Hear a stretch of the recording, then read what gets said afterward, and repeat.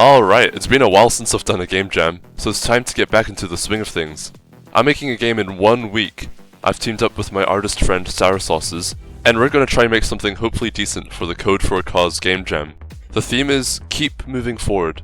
Me and Sour had a bunch of ideas, but we eventually narrowed it down to an animal game idea inspired by Does Not Commute, where instead of cars, you'll be getting animals to their goal, and maybe the animals will need to avoid or interact with each other. I'm not really sure, it's a bit confusing, but we'll see where the idea takes us. Just so we're on the same page, here's our current plan for the main game loop. You're an animal, and you reach the goal. You then play as another animal, trying to reach the goal at the same time as your previous animals. And this will repeat a few times, where all your animals are running around alongside each other. So this means that you'll end up repeating the same moment in time, but playing as a bunch of different animals. I started development with a little frog. It's a simple animal, it hops around and stuff. And yes, we're gonna pretend that this thing is a frog, okay? The movement is very simple. You can rotate the frog and it jumps in the direction it's facing.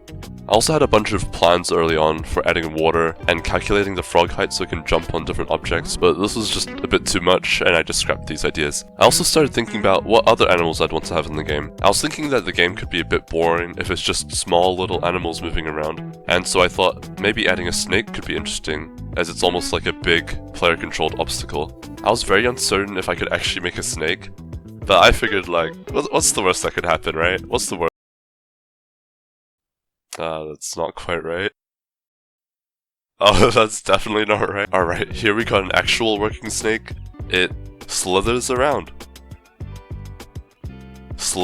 In the future, the snake will probably get in the way of some of the other animals, and it should hopefully make the gameplay more interesting.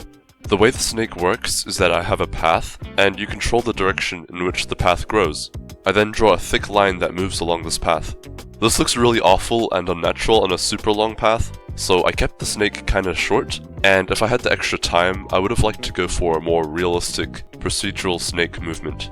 But I'm still okay with this little snakey boy. Yeah. Last but not least, I also prototyped a hedgehog animal. This is definitely the simplest animal in the game. It just runs around, and it will hurt other animals if you collide into them. This means you have to be pretty careful around other animals, because if you bump into them, they die. Alright, and with those animals ready, I now want to record their movements. A tricky part of this game is the recording and replay system. All these animals need to play back their movements, so that when you reach the goal and play as the next animal, you're playing alongside your previous animals at the same time. I initially coded this so that the recorder counts how much time goes by before something important happens, like if you press the jump button. When playing back the animal's movement, it plays a timer, and after that timer runs out, it performs the action. This worked for the most part, however, this approach didn't really work if the player did a bunch of fast actions. The Godot timer can't keep up with very short times, which causes delays. So instead of recording the amount of time between actions, I instead record when each action took place. This removes a lot of the inconsistencies with the replay system. However, there are still slight issues with the playback sometimes, and the way I fixed this was... In the meantime, Sour was working on art. I think they were pretty reluctant to draw with a completely top-down style, since they don't normally draw from that perspective, and it could be pretty hard to show recognizable details for an animal. But yeah, they really popped off with the art. Like, this frog was just a sketch, and I was already really happy with this. We also went with this lineless art style, which really helped since I could scale the art up and down without it looking odd. I'll probably be adding a bunch of different art throughout development because it's quite a gradual process. Back to what I'm working on. I have a very bare bones level working. Animals have questionable collision, and I don't really have any proper obstacles, but I at least have some confidence that the current systems kinda maybe work a little bit if the code's in a good mood. I'll go into some of the animal interactions now, but just a quick warning. You can play the game right now if you want to avoid spoilers for the puzzles, but don't forget to come back to the video, yeah? Okay, so a random idea I had early on was, what if the frog could jump on the snake and ride it around like a train? It sounds like a cool idea, and you know what that means. I'm obviously gonna let the frogs ride the snakes. And while I'm keen to add this, I'm honestly not too sure how I'll get this working. Literally super easy to get that working. We got the frog on the snake. It was a lot easier than I was expecting. The way that it works is that the snake is made up of a bunch of body sections, and if the frog lands on the body, it gets sucked to the closest one. This uses a remote transform node, which just tells the frog to move in sync with the snake's body section. And in the future, I can polish this up so that it's a bit smoother. I also gave frogs another fun interaction where they can bounce off of each other. This is as simple as making the frog jump faster when landing on another frog. This opens up a few options for my level designs. For example, you may need a froggy friend to help you jump over a hazard.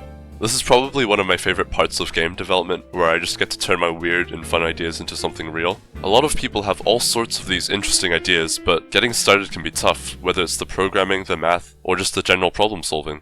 Luckily for us, we have today's sponsor, Brilliant. Brilliant helps you get smarter every day, with thousands of interactive lessons in math, science, programming, data analysis, and AI. I really love how fun and interactive Brilliant's lessons are. It makes it much easier to learn new concepts, and it's proven to be 6 times more effective than watching lecture videos. Brilliant also does a great job at helping you develop a powerful daily learning habit. Just learning a little bit every day can have such a huge benefit on both your personal and professional growth. Brilliant's growing collection of programming courses are a great way to build a foundation in coding. Their courses help you learn to think like a programmer by giving you hands-on experience with real programs. And I really recommend trying their Python courses, which will help you get started with building programs on day one. Getting familiar with these programming concepts is essential, especially if, you want to make games too. So to try everything Brilliant has to offer for free for a full 30 days, visit brilliant.org/okcam. You can scan the QR code on screen, or you can click the link in the description. You'll also get 20% off an annual premium subscription, so go check it out. Okay, let's get back to the video. So earlier I said I wasn't going to add water, but I changed my mind. Right now, frogs and hedgehogs can't go into the water. Me and Sour also decided that we'll just let the snakes go through it. And if I have enough time, I can also add turtles that swim in the water. Coming up with a way to make good-looking, adjustable water was quite a challenge. I didn't want my friend to draw a bunch of different unique pools of water for every single level. It would take way too long, and it would just be annoying to adjust in the future. So I want to be able to plop some water wherever I want, and adjust the shape of it so I can easily prototype some level ideas. So right now, I have this simple blue polygon. It has a darker blue layer on top of it for when the snake goes through it, and also has a collision box. I then added some gradients that go around the edge of the water just to smooth things out. The water has a bunch of different parts that all need to be the same shape, and it would just be a pain if I had to manually adjust every single shape whenever I wanted to change the whole water shape. So I made the shapes get automatic updates whenever I changed this main polygon. There were these tiny pixel gaps that were also annoying me, and I fixed these by using MIP maps. And you might be asking, what are MIP maps? How do MIP maps fix this problem? And my answer to that is, I literally don't know. Next, I added a noise texture and made slight visual changes to the gradients. I would have liked to add more stuff, like ripples, a wavy shader, or splashes when the snake enters the water. But I already spent so long on the water graphics, and I just didn't want to waste more time. As I've added more and more features, there's been some small complications that have come up. Imagine you're first playing as the frog jumping to the exit, and then next you're a snake traveling in front of the frog. The frog is meant to ride the snake when it lands on it, right? But the frog's path has already been determined, so what should happen here? In hindsight, there's a few different approaches I could have taken. The frog could just ride the snake and all its inputs are offset, or the frog could ignore the snake altogether. The simplest option in my mind was just to avoid the situation altogether. You'll never play as a frog first and then a snake later. I realized that I had to think quite carefully about how these animals interact with each other through time to avoid these kind of paradoxical situations. Another example is when a frog bounces on another frog. Everything works well if you bounce on a past frog, but what happens if a frog from the past jumps on a frog in the present? I can't make the frog from the past bounce, because its past movements have already been determined. Does that mean I have to completely scrap frogs from bouncing on one another? Well, I wanted to keep this behavior without needing to give the frog a new timeline in a parallel universe, so my workaround is that if a frog from the past jumps on you, it will just knock you back a bit. But then if it's you jumping on the frog, then it will bounce you. And I think this works fine enough, even if the behavior is a bit inconsistent. There's a whole lot more of these niche interactions that I've had to test, and I accepted the fact that I just wouldn't be able to test it all in time. It's a bit obvious now, but when I was initially planning out some ideas, I didn't realize how these gameplay mechanics would lead to quite puzzly levels. A lot of my level ideas required thinking ahead and planning out what each animal should do. For example, you might play as the hedgehog first and take the left path, and then later you'd realize you took the wrong path since the snake gets in the way. This would be a bad puzzle because there's not enough info to complete the level on your first try. There's no way to know that a snake would get in the way later on, and you wouldn't have been able to plan which way to go. So I added this preview system that lets you see into the future. This lets players see what animals they will play as, where those animals will need to go, and if a player has made a poor decision, they can choose which animal to reset back to. I initially planned my ideas out on paper, just so I can vomit all my ideas out in one place. These level ideas are mainly about how I could teach some of the game mechanics, or how to use the game mechanics in fun, creative ways. I'm quite careful with how I want to order the levels too. At the very start of the game, I just want to introduce the very basics first, like the hedgehog movement, and the whole time loop system. I also made the first level like 5 days into the 7-day game jam, so gotta lock in for the next few days. I have a very simple level cycle where I introduce a new concept, test the player's understanding and skills, use the same concept in a unique way, and then I repeat the cycle with another new concept. This helps to keep the player interested by introducing new ideas at a regular pace. I also try to teach different concepts intuitively by showing the player how the concepts work. For example, I teach the players that they can bounce off frogs by lining 2 frogs up, and then I just make it unavoidable. And I do the exact same thing to teach the player that frogs can jump over vines, or can ride the snakes. This way, it's very clear how the new mechanics work. When I'm designing the puzzles, I'm often trying to trick the player into approaching a level a certain way. I feel like this makes the puzzles a lot more satisfying to complete when the player has to re-evaluate their approach. For example, I position the snake this way to trick players into taking this more obvious left route.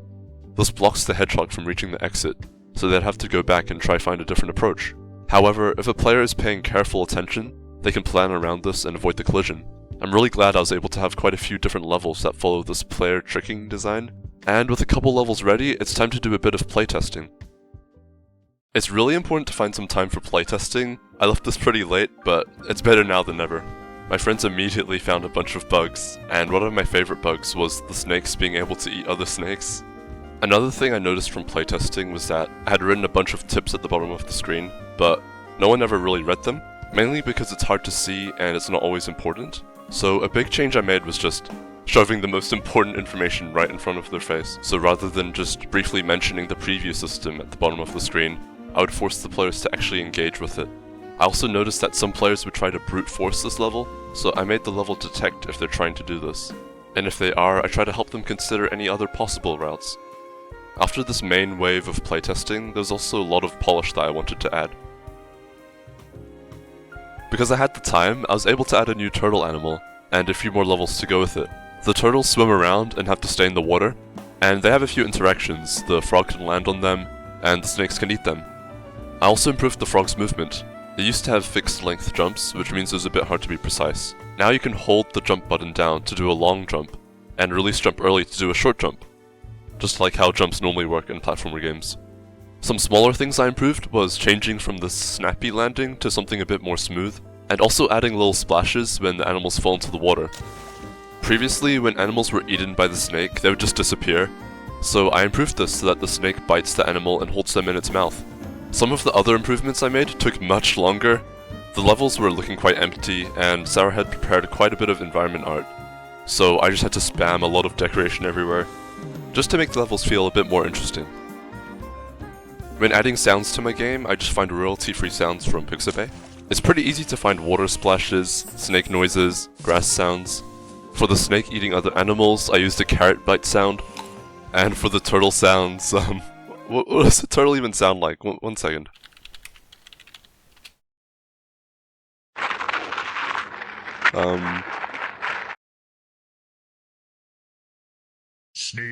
Okay, finally on the last day of the game jam, I made a little start screen and a win screen. The win screen is kind of boring though. I wanted Sarah to draw a better looking one, but they were busy.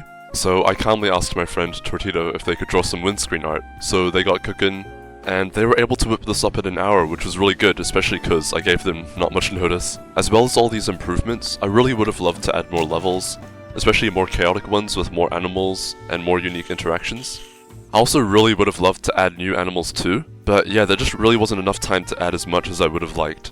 Especially because I would have had to do a bunch of extra polish and fixes on any new content. But yeah, with that, my game is pretty much done. Thank you guys so much for watching.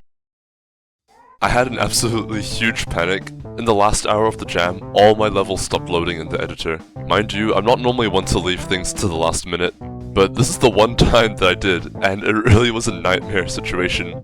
Even going back to previous versions of the game, the levels still did not work. I somehow accidentally fixed it just in time for submission, but I only worked out the next day what had caused it.